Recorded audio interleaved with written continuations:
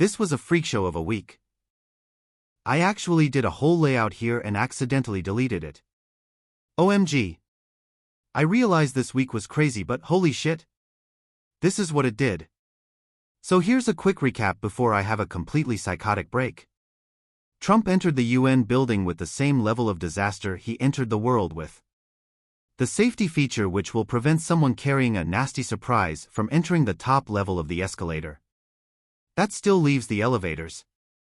The teleprompter stopped working. That was it, there's a conspiracy. He did what any brain-dead American would do, whine and bitch. His almost hour-long tirade ended by telling other nations they will go to hell. I guess there will be a family reunion. Netenyahu went to speak, and it's a good thing that there were influencers paid to be there, otherwise why on earth would anybody subject themselves to Netenyahu's incoherent nonsense after Trump is beyond me. Netenhahu finished last week by threatening China over the potential of giving shelter to anyone who attacks Israel. China's response was on point with a simple, FAFO, fuck around and find out.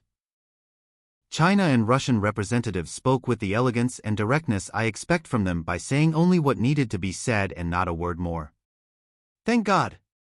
Then there was two illegitimate leaders. One was voted for under questionable terms, Zelensky, and the one who wasn't born in Syria but did spend a chunk of his childhood there.